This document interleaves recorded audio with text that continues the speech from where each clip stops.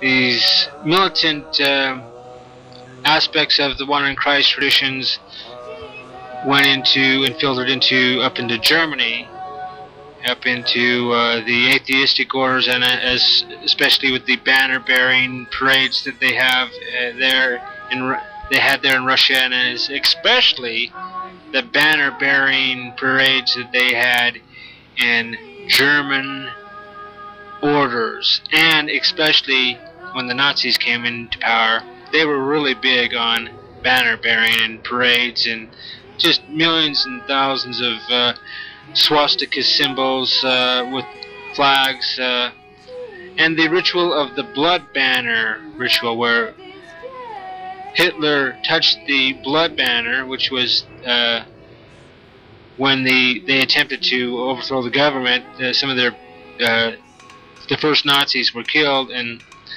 their first flag was drenched in blood. So they had this ritual where they touched the blood banner to consecrate their flags, and they just had hundreds and thousands of banners, flags that they consecrated. So they were really big on banners and flags, and on this militant idea of go forth and conquer.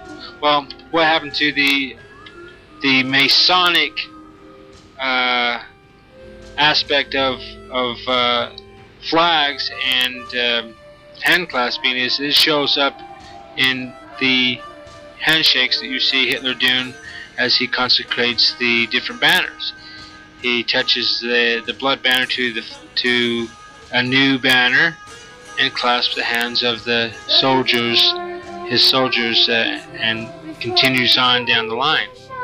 So hopefully you'll see the connection here with the ritualistic aspect of this of these international conspiracies. How during later centuries, when the apostasy had ripped to shreds the early to later Christian rituals and mysteries and liturgies, and how that the revolutionaries had ripped to shreds the later versions of these in the Masonic rituals. Hopefully you'll see the connection here with how that filtered down into the Germanic orders.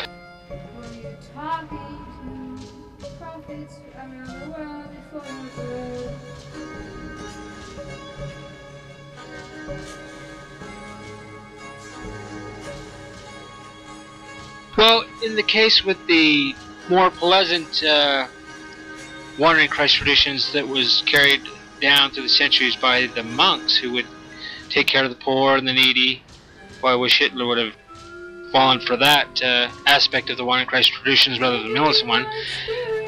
You see, what happens is the Wandering Christ traditions, where they would greet the monks, and the nobles would greet each other, and the nobles would greet the poor and the sick, and the monks would greet the pilgrim and the sick and the nobles.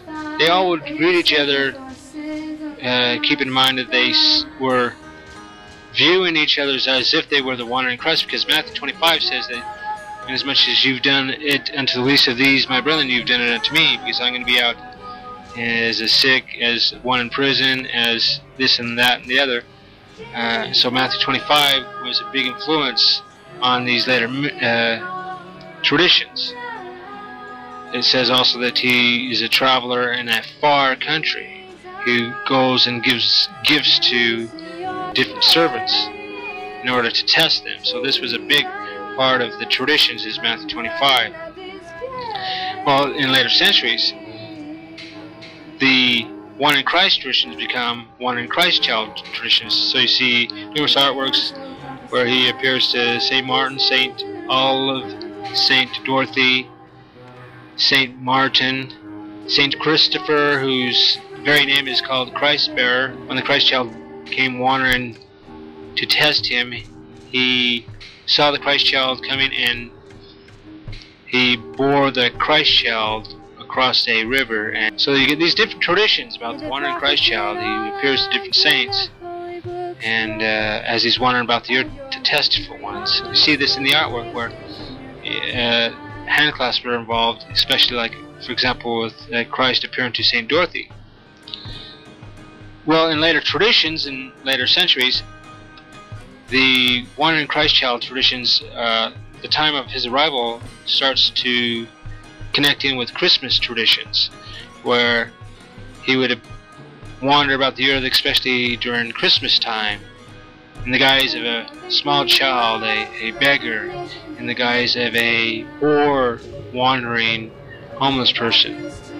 Thus, during Christmas time, to give care to beggars, the poor, the cold, the wanderer, was likened to giving care to Christ himself.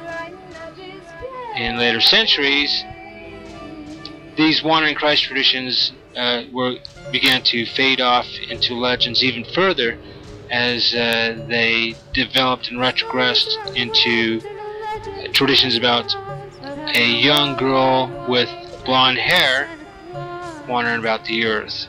German immigrants, when they came to America, carried over with them these traditions during the 1900s, and during the 1800s, the late 1800s, like in the 1840s, 1870s, when different German immigrants came over, they carried over these Wandering Christ Child traditions, these Christkindl traditions, where they passed these on to the Americans who heard the Germans speaking about this Christkind. Well, the Americans gave it their own name. They called him Kris Kringle. And Kris Kringle, of course, became that man in black boots with red suit on, the beard, rosy cheeks, none other than Santa Claus, who goes about the earth during Christmas time to give gifts to people. St. Nicholas, yes, St. Nicholas is tied in with this, but there's artworks and traditions that show that St. Nicholas's traveling companion is the Wandering Christ Child. In fact, there's artworks that show Christ appearing to peasants in Russia. There's artworks that show him appearing in different areas of the world. That mask of Santa Claus, that later legendized mask, and trace it through the centuries, you end up with the Wandering Christ traditions. Up with the New World Order, is it connects up in this way, and this is where you get into LDS perspectives with regard to the Book of Mormon. See, Christ went to ancient America after his resurrection. Christ appeared to people called the Nephites, his other sheep. These people in America also suffered a time of apostasy, where their legends about the Wandering Christ became further legendized in the traditions about Quetzalcoatl, the fair god who visited them long ago, who was known by certain hand clasps. In fact, the Mayan calendar system has a date, 7 Manic, which matches up with the Book of Mormon date of Christ came on during a new year, in the first few days of a new year. The works of Histolito Shishito talk about a time of darkness, how that the fair god came during the first few days of a new year, and this 7 Manic wounded hand symbol matches up with that time frame, as well as the Dresden Codex, which shows hand clasping, where different gods are bringing in new years. So there's hand clasp involved here. These things filled off through the centuries and became so perverted and barbaric during the later centuries that they were entirely lost because of what happened. A secret combination arose which brought about the downfall of the ancient American civilization. So this secret combination started with Gadianton, a small band that infiltrated the government, infiltrated different levels of society, and sought to gain power and to put in their own people into positions of authority by murdering different ones that were in political positions, that sat upon the judgment seats.